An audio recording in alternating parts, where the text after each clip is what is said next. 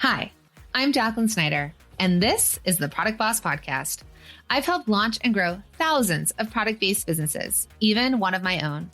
And over the last 20 years, I've seen behind the scenes of businesses just like yours.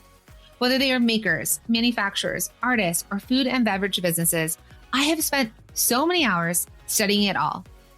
I've discovered what makes them successful, what mistakes they could have avoided, how did they turn their ideas into a successful business, and what are the strategies that they have used to make more sales and be discovered by more customers. And this is what this show is all about. Whether you're just starting out or you're looking to become $1 million product boss, I'm here to give you the permission to chase your dreams, no matter how big or small. All you need is the right mindset, a little courage, strategy, and support, and you too can be the next $1 million product boss. Let's do this.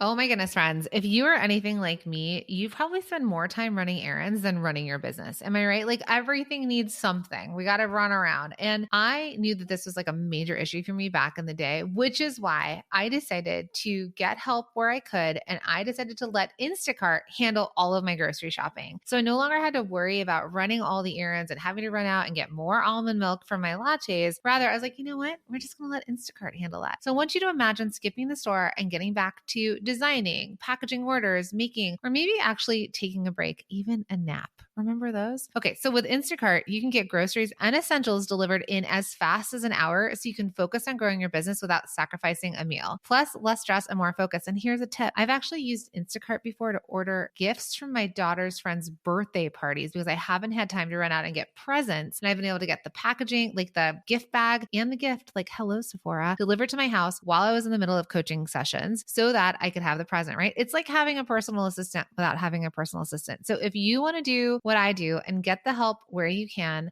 try it now if you head to theproductboss.com/Instacart. Hey, product bosses, quick check-in. Is your sales growth feeling stuck, like totally flatlined despite all of your hustle? Or maybe you're like, okay, this should actually just be harder. Maybe you're feeling like you're walking in mud and it's like, why does this feel so hard? Either way, if you're nodding your head thinking someone, please, please, please just tell me exactly what works so I can finally grow without grinding myself in the ground. Well, I've got something so good for you. Say hello to the Accelerate Your Sales podcast bundle. Okay. It's my absolute best, totally free playlist of episodes that'll show you exactly how to stop being the best kept secret, right? Let's get those products seen. Or how about expand your sales across multiple channels without overwhelm? Hello, abundance. Or create products your customers can't wait to buy over and over and over again. And it's going to really help you start to build your business with that clarity, ease, and joy, because growing your business should feel amazing, not exhausting. My friend, this is your shortcut to more sales, less chaos, and way more fun along the way. Grab it now. It's 100% free. I just wanted to make it super easy for you to find those episodes. You're like, which episodes should I listen to, Jacqueline? Here it is. And it's packed with pure gold. All you have to do is head to theproductboss.com/growth or click that link in the show notes and then pop into your email and let's do this. It's your time to feel the freedom, to find that abundance, and to get passionate about your business again. All right, I'll see you in there. Hey, product bosses. Well, welcome back to the show. And I am just thrilled about today's episode. I'm chatting with one of my good friends and someone who I've known for a while, and we've been in a mastermind together for the last couple of years. He's just so incredible, and he's someone that I turn to when it comes to financial advice, financial literacy, planning, mindset, scarcity, all the things. So I'm so excited to introduce you to my friend, Mel Abraham. Now, for those of you who don't know Mel yet, he is a globally recognized thought leader, business advisor, CPA, and financial expert. Mel is also a 2-time best-selling author of The Entrepreneur's Solution and Building Your Money Machine, which became a USA Today bestseller in its first week of being published. Congratulations, Mel. Basically, he's amazing. And today we're actually going to dig into his latest book, this bestseller, Building Your Money Machine, which is all about creating financial freedom through having the right mindset, which you know I'm really big on, the right process, and the right action steps. And in today's episode, we're going to dive deeper into the proven process of the 5 incomes and what the actual key is to building your money machine. And if you're like me, right? And what I've been working on for years and years and years, and you've struggled with your mindset around financials or you have financial scarcity, then you're in for a treat because we really dig into this. I know what it feels like, and I knew the questions to ask, and I hope you get so much out of this as well. So, if you're ready to dig in and learn how you can create financial freedom in your life, I think this episode is going to be just the ticket. All right, my friends, let's dive in. Mel, welcome to the Product Boss podcast. We are friends. We are in groups together. Like when I say groups, like masterminds, I mean, we've known each other for a while, and I'm just so glad to have you here and talking about your brand new book, Building Your Money Machine. Welcome. Oh my God, so good to be here. I mean, first off, thanks for having me, and just watching your journey and then being part of this is a blessing. Thank you. I know. And you're so wise. Like, I think we come to you, in a mastermind that I'm in with you, we'll come to you and be like, Mel, what do you think about the numbers? But then you're not only a numbers guy, you're not only in finance, but you also have such like this amazing part that's philosophical, the mindset part of it. Like you're just so holistic with the whole idea of money. And I know that my listeners know that I've, through my life dealt with scarcity and money mindset issues and trying to overcome them. So I'm just really excited that you wrote this book and that we're going to get to dig into it a little bit more. So cool. So cool. I'm glad you say that because I actually think you cannot detach money from life, from love, from every aspect of it. It is a huge thing because if we just chase the money, then we end up with an empty existence. And that's why so many people are miserably rich. Miserably rich. It's true. It's true. And I think it's getting that alignment with your values. What do they say? Like if you make like a jerk richer, he's just a rich jerk at that point. Yes, he is. He could be a jerk to more people. More people. So let's talk a little bit about how you were able to hit financial freedom and why it was so important to actually and I talk about safety and security a lot. So the safety and security of your family, for you, yourself, mental health, and just kind of like your process. And when you had that aha moment of really discovering that we all need to be building a money machine. So I was a single full-time dad. So I was raising my son, came to live with me at 5.5 years old. And I was a typical entrepreneur. I'm a CPA by education. And so we've got the worst business model in the world. We swap hours for dollars. It's horrible, So that meant that in order for me to make money, I had to be on the treadmill and I had to be running all the time. And I had been doing that. I'm building my business. Things are going great. I think that things are wonderful. And my son is doing well in school. And the next thing I know, he comes running home and he says, Daddy, I drew a picture of you at school today. And so I kneel down and I look at this picture thinking it's going to be us playing ball. It's going to be us having fun. No, it was me standing in front of 2 computer screens and a phone in each ear. And this picture was this mirror into my soul from a 6-year-old that got me to realize that, oh my God. And then you have all these people around you that say, well, see, your problem is, Mel, that you don't have work-life balance. I'm going, but the more I thought about it, balance isn't really what we want because balance is like you have 2 counterweights that are playing tug of war. Tug of war is friction. It's not going to feel good. So it wasn't really balance I needed. It was harmony. And harmony would only come from intent because I struggled with this question of, can I build a business? Can I do what I want to do, what I really want to do professionally and serve the greatest gift that I was given? And that's to be a dad, to be a parent to this wonderful child and everything. And I mean, the short answer is yes, but what gave birth to the concept of the money machine was that I came to the realization that until I was able to separate the earnings from the efforts to earn them, I will always be held ransom to the treadmill.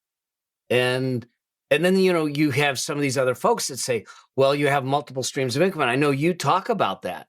But the difference is that if you're saying multiple streams of income, meaning that you have to run on 3 treadmills instead of 1, that's even worse. But that's not what you teach and everything.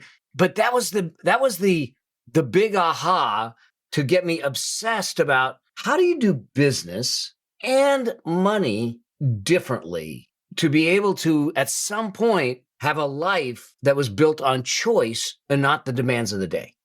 So good. Choice, but not the demands of the day, which I think, especially when you're in it, right? You had a younger son, you're a full-time dad. Like there's so many demands that are out of our control. It's like last night, my daughter needed to stay up with me. She didn't want to go to sleep, but I was like, I have a huge deadline, right? It was just like, you don't get to control when this kid can't go to sleep.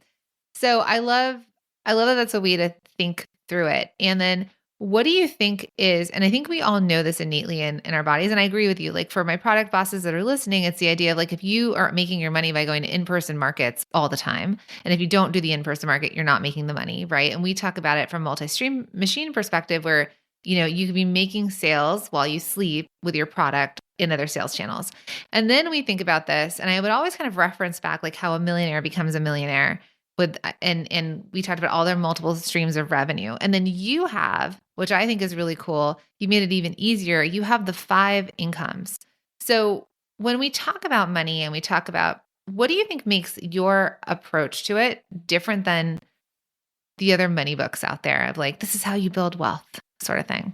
I think there's one big thing. First off, I wrote it. No. You're really right.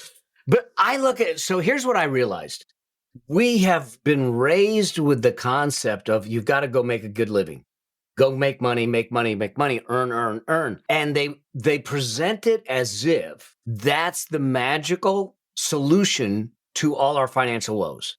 And if it were, then the people making hundreds of $millions of dollars would live these magical lives. And we know that many of them end up bankrupt. Many of them are miserable. Many of them have 5, 6, I don't know how many marriages. And so what's happening? And what I realize is that they're teaching us one journey, which is an industrial age journey of earnings. And at the time it worked because there was something called pension plans. So if I did the earnings and I was loyal to a company, once I decided to retire, they would say, that's good. We got a pension plan for you. We'll take care of you the rest of your life.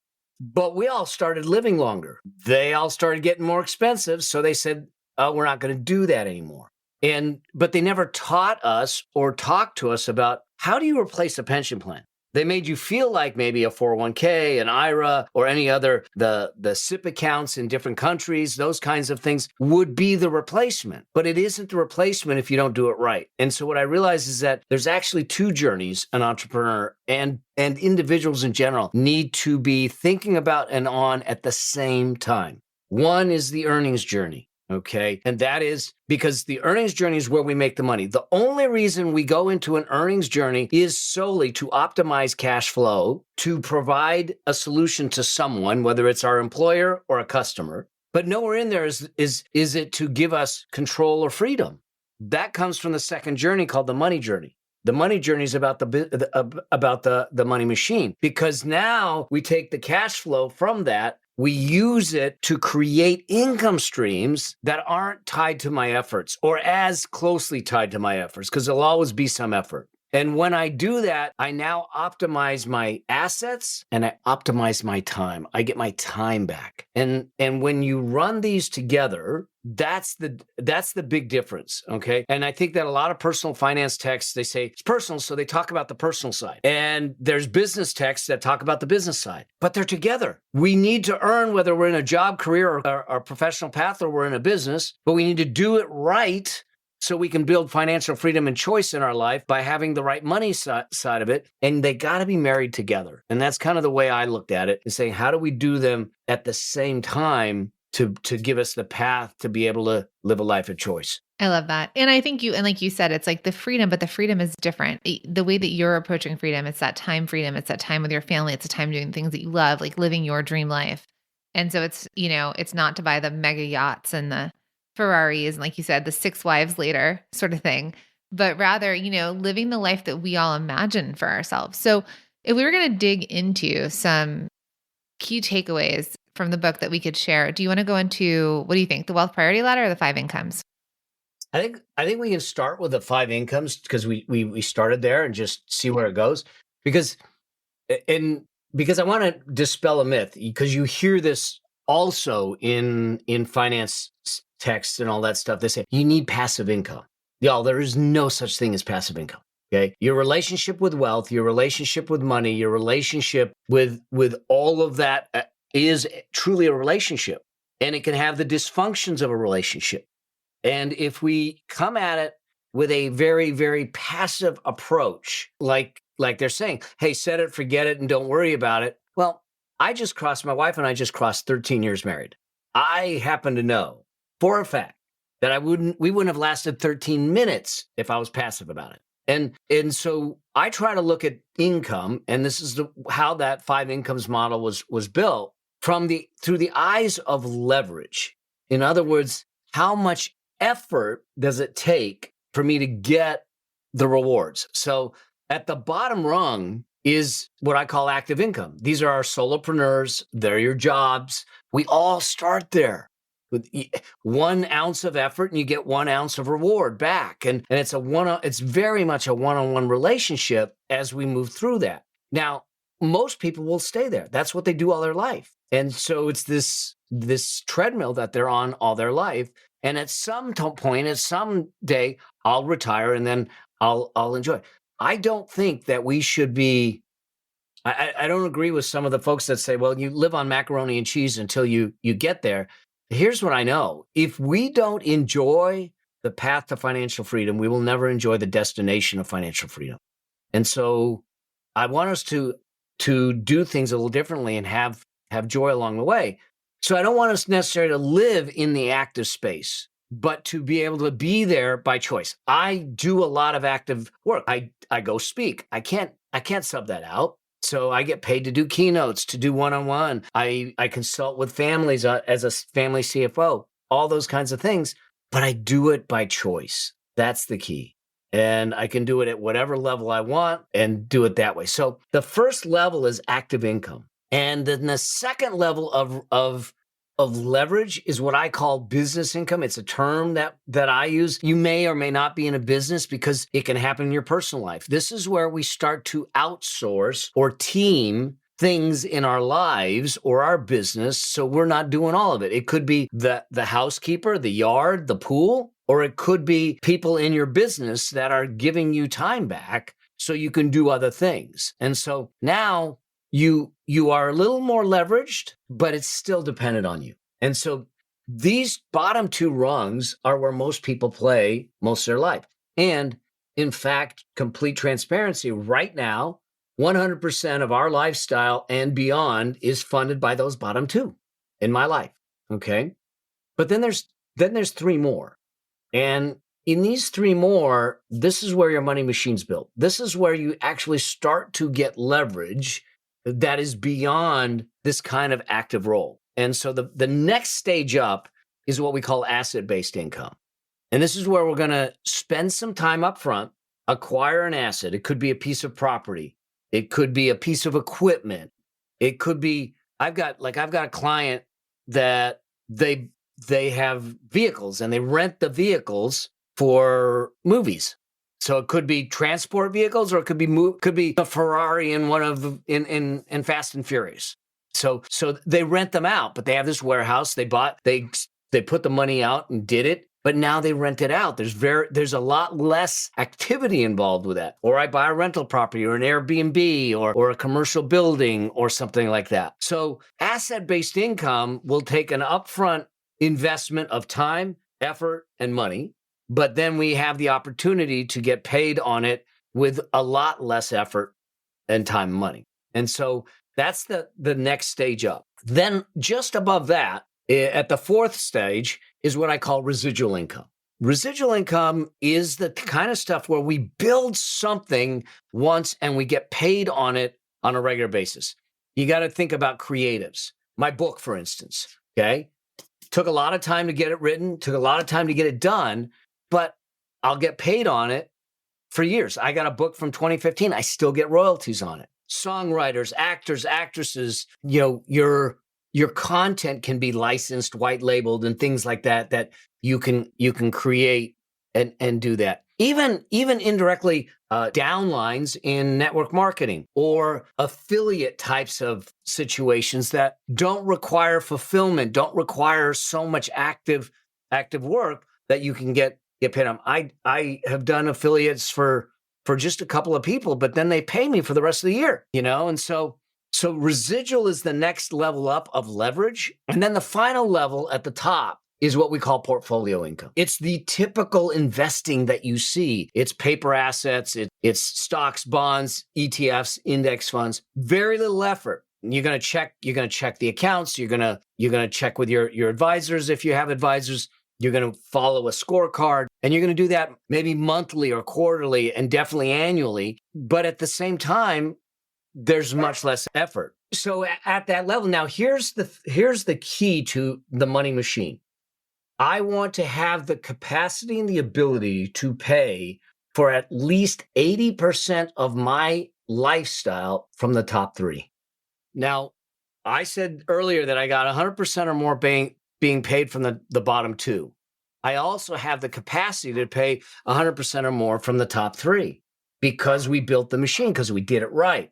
But right now, we don't need it. So we're just letting the machine grow and grow and grow. And at some point, we can flip the machine on. And in fact, we had to because of something that happened in my life. But that's the power of it. And it takes time to do it right. But once it's in place, it's not just in place for you. It's in place for everyone around you and your heirs and everything to do it right. And so what I try to do is say, let's use the business, let's use our active business income as the fuel to create the top 3 to make that happen. Now, I want to clarify something because sometimes this question comes up of, does that mean that that's the order you go in? And the answer is no. The top 3 will be determined more around the lifestyle you choose than anything else. For instance, I have a dear friend who loves real estate. So he owns a bunch of properties. He doesn't have much in portfolio, but he loves the properties. I love real estate, but I don't love managing it. So I don't want to be the landlord. I don't want to get the call at 10 o'clock at night saying the toilet's clogged or anything like that. So I don't own directly a lot of real estate, but I have exposure to real estate. And so you design your money machine based upon the lifestyle that fits for you. But bottom line is I want 80% plus of our income coming from the top.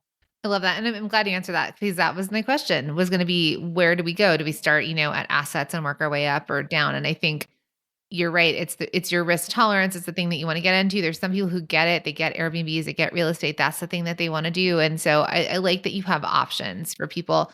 One thing I want to kind of connect the dots for my product bosses is when we talk about affiliate, because I know a lot of you are like, well, we can't do affiliate or sell for other people. So one way that I've seen some of our students do really well at that might be complementary products, that they become an Amazon affiliate and they're like, here's a jewelry cleaner that we love, and here's this and that, and they're selling jewelry. And so it's a way that you don't have to worry about stocking product or having anything, and you can share with your customers.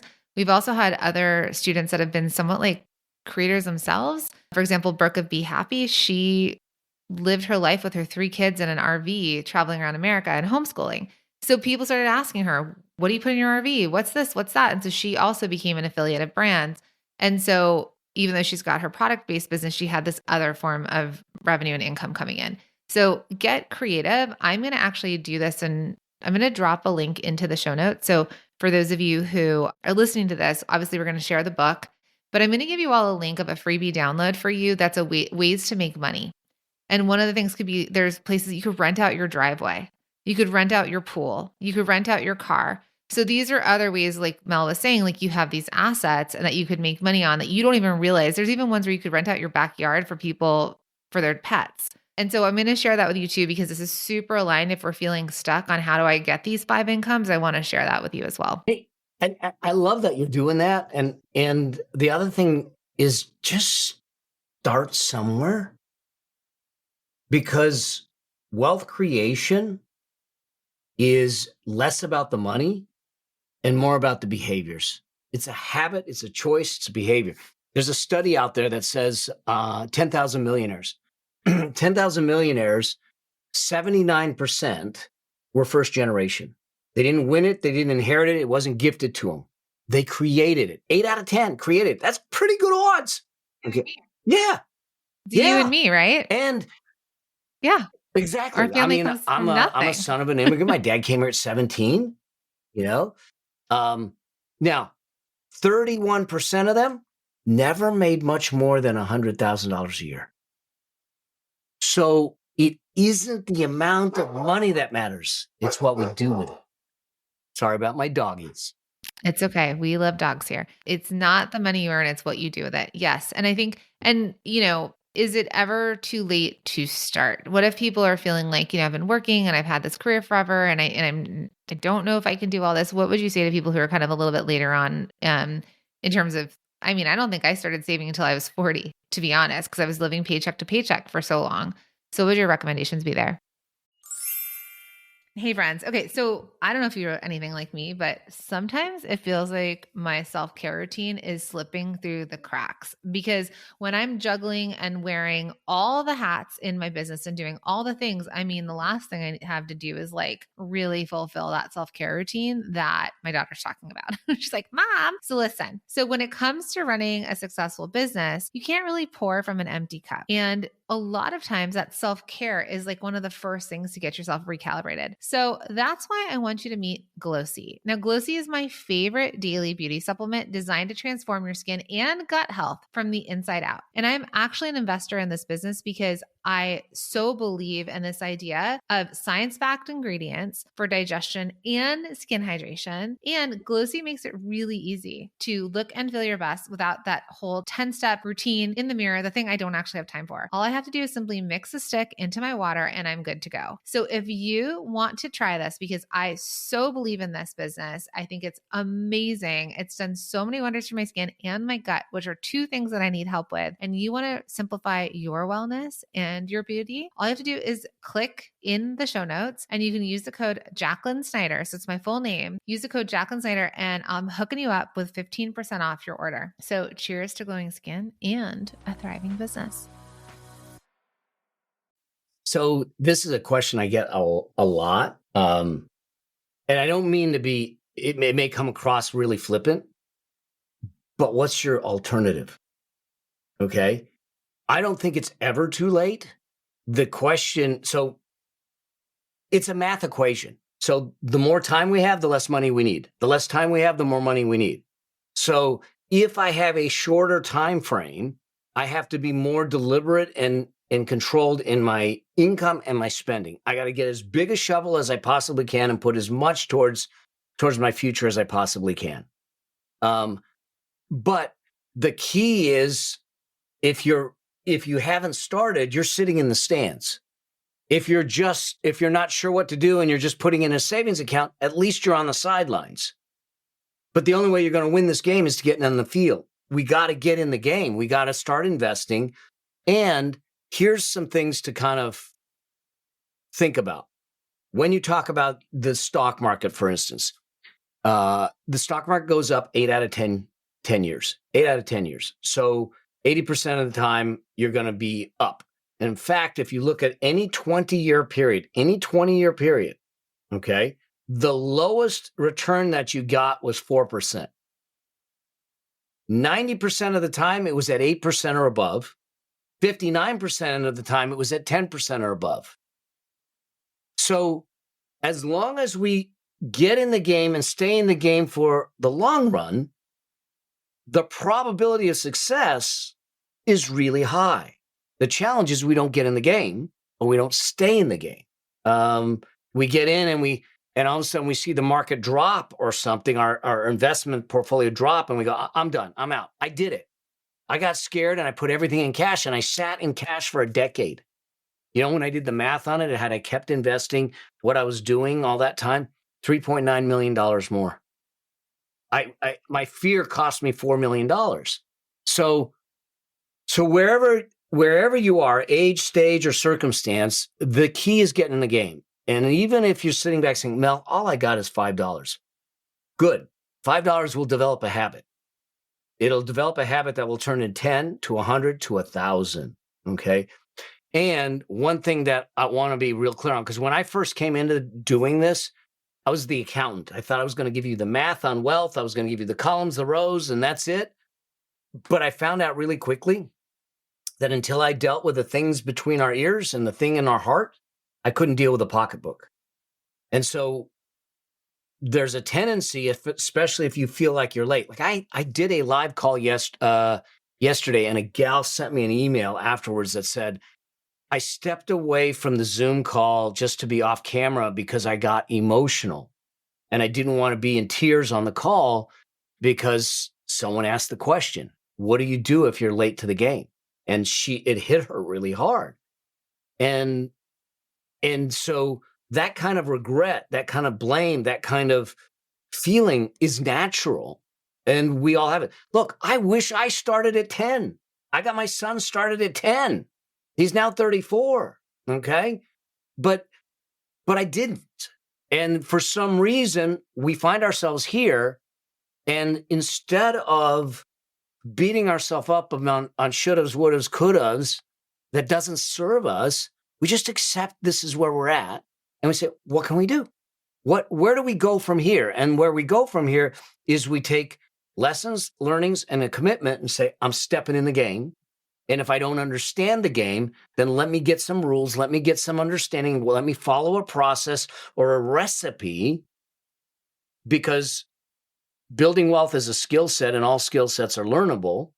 And let's just get in the game. Now, you may not hit all your numbers because you're sitting back saying, I have a decade or 2 decades and maybe I don't hit all my numbers. But if we just got you 70% of the way there, you're still 70% better off. So I don't ever sit back and go, hey, it's too late. Why even try? You know? So I try to get people in the game no matter where they're at. No judgment, no blame. I've made horrible decisions. I lost money. I wiped out 1/3 of my net worth once. I had to rebuild. So I'm just a normal guy that figured it out and got frustrated watching people in pain when I felt like they didn't need to be in pain. Yeah. And there's a lot of pain there. And then I think looking at money as a tool, and we always say my life coach says math, not drama. And that's what you're saying. It's like, let's just math the math. Let's just figure it out. So I think a lot of things that get in the way, like you said, it's kind of like the thing between your ears needed to be fixed before you could fix your money. And I know that there were times for me where I was like, I don't want to open it. Even if I had money in there, I didn't want to go to my bank account and open it. I didn't even want to know because I had this fear of what I was going to see. And like you said, I mean, the more I got comfortable with it, the more I was able to measure it. I was able to just know that money flows. Like I think money flows like the ocean tide. So it flows in, it flows out. Sometimes it's high tide, sometimes it's low tide, So what could be some things that you recommend to people to slowly start to shift their mindset to gain more confidence when it comes to building their money machine? So confidence, especially when it comes to money, comes from competence. So the first thing is education. I actually talk in the book. I talk about the stack of fear, the stack of lack and fear. Most of the time, the fear is not real fear. It's that we're missing something. There's something not there, and if we can fix that gap, then the confidence comes up. And it could be a lack of clarity, which is, am I clear on why? What am I doing? What's the purpose of it? Where do I want to go? Because if there's no clarity, then we won't move. But it will feel like I'm scared to move. But it's because there's a lack of clarity. Could be that there's a lack of information or understanding, if you will, which means that, okay, what information are you lacking? What information do we need to give you? What kind of training, skills, or teaching can we give you to replace that? There could be a lack of action. Okay, lack of action. We can contemplate it, read about it. It's like riding a bike. I can read about it, but until I get on that bike, you're not going to learn how to do it. Now, that doesn't mean you take all your life savings and say, hey, let's just dump it into an investment. Follow a process, follow a recipe. So it could be that. It could be a lack of support, having the right people, mentors, coaches, and people that you can have the conversations with. It could be a lack of commitment. Okay. I see a lot of people that say, I want to get out of debt, but at the same time, they're swiping their credit card. It's like saying, I want to lose weight, but you're eating a Snickers bar. Okay. So lack of action. And then, a lack of alternatives. Is it, If you're creating a plan where all the planets have to line up and you don't know that there's alternatives, then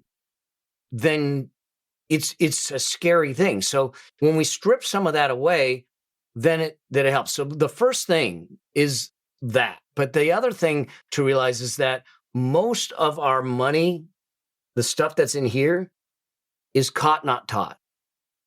It's not real. The first story I tell in the book is when I at about the same age that my son drew the picture of me, was seeing my dad cry. Now, my dad was an immigrant. He came from a country where he was being hunted at 17 years old with nothing. He was my hero. And I watched him in tears as a 5.5-year-old, 6-year-old kid, and I knew that it was about money. But I didn't know specifics. All I just remember was him saying, I feel, to my mom, I feel like I'm letting the people I love the most down. And so what did I do? I took that the fact was he was telling my mom we couldn't do something, and they were having a discussion, a heated discussion. But I interpreted it. I took it in. I observed it, and I made it mean something. And what I made it mean was, oh, if you don't make money, you're going to disappoint the people you love. So now all of a sudden, I had to make money, had to make money, had to make money. And then along comes Jeremy drawing that picture of me.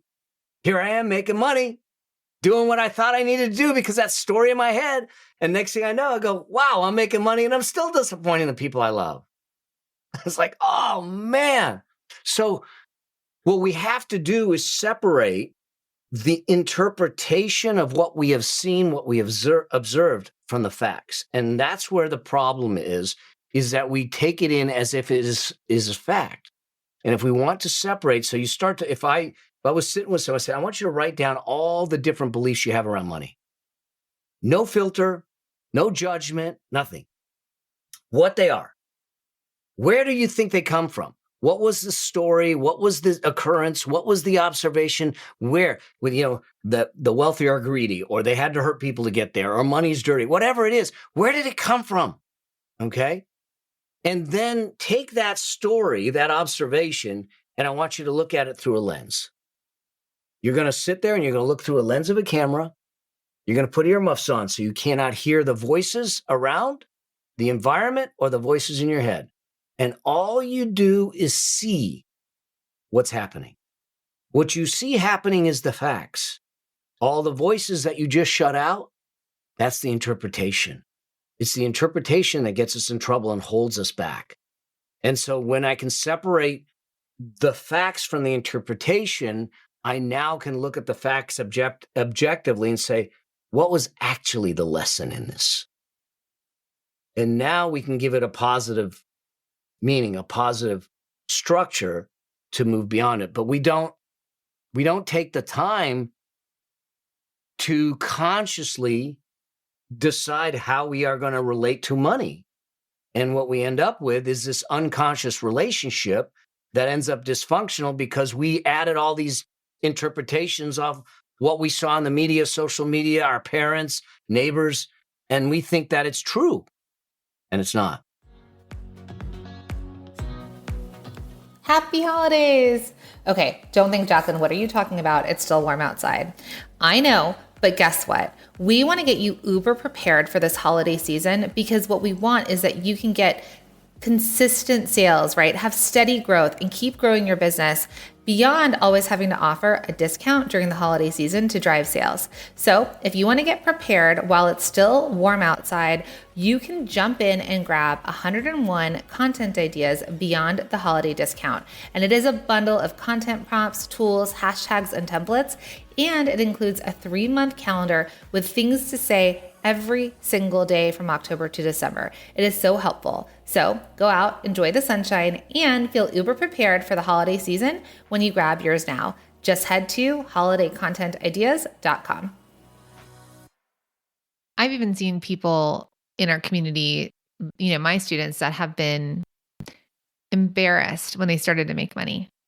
So there's a couple that I've coached and worked with for years, and he used to be a youth pastor, and they live, in Texas. And so they live in, a small rural town. And I remember they were so proud of themselves that they had bought a truck cash, right? And then they were rolling up to their family, and then, their family was like kind of like who do you think you are now? Or like, it was these other people's opinions. Like they had finally had this success and they had built this amazing product and this amazing business and all the things. So I think that there's this other side to it too, where it's like, you've got to shut out. It's their noise. Like you said, it's caught, not taught, and it's their own noise that they're putting onto you. Um, I don't really talk about this often. So I've got an identical twin brother. We're very, very close. And in fact, he's here visiting. He's not here yet, so I can talk about it and not worry about it. But we took different paths. He's a CPA also, but he worked in corporate and everything. I took the entrepreneurial path, and he worked for a guy for 35 years that if there was the epitome of an abusive work relationship, it was that, because there was no appreciation, there was no value, and he's tremendously smart. But he was not in a good place financially in the sense of where he believed he should be. He still was good. He was fine. But then he would look at me. I love Teslas. So I'm on my third or fourth Tesla. But I bought my first Tesla. And do you know that because I didn't want him to feel bad, and because he didn't live here, he lived in Georgia, I never told him that I bought a Tesla. I never posted anything about it. I never posted anything in it. And I was trying to shield him from it, but in the process, I shrunk. In the process, I didn't show up the way I should have shown up, to live bigger, to be an example, not to parade it at all. But what else was I shrinking down in? But it's real. It's real that you might sit back. That I've worked with people that are billionaires, and believe it or not, they too have shame and guilt around money. It doesn't matter. It's just, does it control us? And it's okay. What I'd love people to take away a little bit is to say, oh, I'm normal. Yeah. Yeah. We're not alone in this. And thank you for sharing that story with us, because that guilt and the shame around it, the showiness. And I think, especially in this time now where we're attached to social media and everyone sees, right? It's like, what people are showing you the best, what they want to show you. But we have no idea. We don't know what their bank accounts are. We don't know if they're over leveraged, if they've been investing. We know none of it. And I think, I even realized that similarly. I'm the oldest of 5 kids, and I would compare a lot to my siblings and be like, how is he doing this? And how is he doing that? And how come, I'm the oldest, and how come I can't do it? Because I recently bought my dream house, and I was so caught with how long it took me. But then when I started actually finding out this one, how he, like his percentage on mortgage, and this one, how he's leveraged, or maybe he's not, or maybe they're 2 earners that have like multi 6 figures, when I started to actually look at it, I was like, I need to keep my mind in my own wallet, in my own bank account. That comparison is the thing that is going to make us feel like crap. And then I think I agree with you too, I know I agree with you with the shrinking. Because if we didn't model for people what was possible, how do we lift the lid on their glass ceiling? How do we show them what's possible, that there is this alternative way to get to where they want? And like you said, it's not showy and it's not bragging. It's the same way that you and I have parents that immigrated and came to America and had to work from nothing. So you and I think share very similar values in the way of like we can make money from nothing. But then we're not, now with our children, it's modeling this other way. Like, how do you build wealth? How do you build legacy? How do you have this life that doesn't because my dad, I don't know, recently passed, and at his funeral, all of us were saying that, he was a hard worker. That was like the value that we took, that he was a hard worker. And I realized that we saw him work hard because he needed to work hard, and he used to say he'd sleep when he died. And we were like, you finally get to rest. And the thing is that we don't have to work as hard. We don't have to work ourselves to death. Like that is something that we want to break in terms of the legacy that we're leaving. I want my kids to see me work hard. I want my kids to see me motivated and happy and having impact on other people's lives, having impact on our own, but that it's not going to take killing myself or picking one or the other. And you talked about it. And I agreed with you. I don't believe in balance. I believe in the blend. I talk about like a smoothie. So it's whatever that day requires. Some days we need more business. Some days we're more parent. Some days we're more spouse. Some days we get to take care of ourselves. So I think, I'm super aligned with all of this, but it's that idea of like, you get the choice today, no matter where you are, no matter who you're surrounded by, that you choose a different story around money and you choose to model a different story around money. I'm like the person when people say, should I buy this? I said, I'm never going to tell you not to. Very rarely am I going to tell you not to. All I want people to do, and this is why the book starts out the way it does in everything, is that I want you to be intentional with your life. Because we start out with defining what you want for your life, health, relationships, everything, because that should actually inform everything we do. And it should eliminate the comparison as much as possible. Because I had a conversation with someone who's on my publishing team, and he's a millennial. And he says, Mel, he goes, I got to tell you, I don't think I'm ever going to own a house. And I said, why do you say that? He said, well, look at the prices. Homes are high, interest rates are high. I just don't see it as possible. I said, well, okay, why do you want to own a house? And he says, well, it's the American dream, isn't it? And I said, yeah, it is the American dream.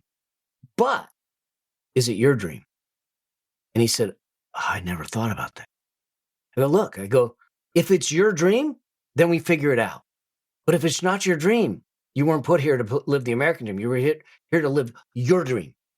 And when we allow the influences of TikTok and social media and the media and the marketing to redefine how we want to exist, that's when we get ourselves in trouble. Because I can promise you, most of these people, it is really easy to paint a facade of a perfect life on a payment plan. And there's a guy out there that I happen to know of that literally has a fuselage of a private jet. It never leaves the runway. It doesn't go anywhere. And he allows these influencers to use it, to rent it, to film getting off it, getting on it, sitting on it, doing all of that. Y'all, do not believe what you're seeing on TikTok and Instagram. Oh my God. You should see my face. Yeah. That's amazing. So he's earning money, right? He's got that residual income. So good and for him. He doesn't have to worry about fueling it, maintaining it, changing the engines, piloting it, nothing. Oh my gosh. It's true. I mean, it's true. It is a facade and we don't know. So I love that. Live your dream life, right? Like, what is your dream? And I think it takes, and I love that you have this in the book, it takes that reflection. It takes that pause. It takes that, like you said, you put the earmuffs on, you look down and you see it so clearly, because we do. And I know this is for me, like so many voices. Is it my mom's dream? Is it my dad's dream? Is it mine? Is it something that I saw, like on the feed? Is it something that I saw on a TV show or a movie when I was younger? Right? It's all those things. So I think it's really helpful to start to know your why and what you want your life to be. And then it's so much easier to keep those blinders on and then just start moving through, especially what you're saying, like start moving through this to build wealth and to get that income. And once you do that, so I look at it and say, you always start with a vision. The vision will decide the plan. The plan will set a strategy in place. The strategy will define tactics. And then we know what our actions are. But the tendency is people will come and say, what should I invest in? That's a tactics question. But I can't answer it effectively if I don't know your vision and your plan, because the tactics have to match it. So your tactics are different than mine because we're in different stages of life, different places in life. So there isn't a box. But what we should do is come back to it and say, I define the vision, I have the plan, and I know the strategy. And when someone comes to us with something or I see something, we can go back to it and say, does it fit the vision? If it doesn't, it's good for them, not good for me. And I'm okay. I just leave stuff on the table. I got nothing to prove to anyone. Okay. That's kind of the way I look at it. I go, we're living our life. My wife and I are living our life, and we want to live it our way and get to those last days of our life to say, we did it our way. Like the song went, I did it my way.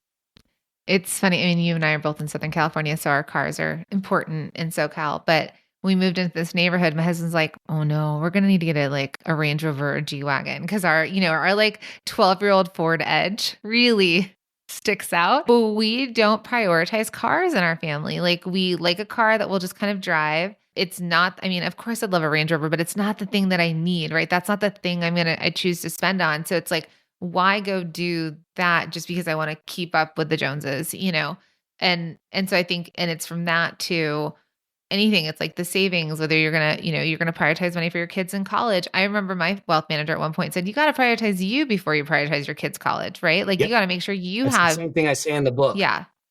Do you want to speak more to that? I say the exact same thing in the book. Prioritize you first. Yeah. And especially I think as women, and I say this too, when we start to earn and we start to make money and we start to have a profit, we tend to spend it on other things. We might be putting it back into the household. We might be putting it, into things for our family, our kids, our savings or whatever. And we don't necessarily spend on us. And I think that there's this level of a little bit to treat yourself for what you're doing. And then, but it also is that you're not selfish. It's the oxygen. You've got to put your mask on before you can take care of everyone else, because you then will leave financial burden to your kids if you're not covered. And then what are they supposed to do at that point? So I think it's like always just thinking, if you can take care of yourself, if you can learn how to figure that out and work that muscle, you're not being selfish, you're being selfless by not making yourself a burden to others. And then there's so much more open for you. I 100% agree. And you're like talking right out of the book, because I just think that's, and to make it easier, we do it in advance. So even before you ever earned $1.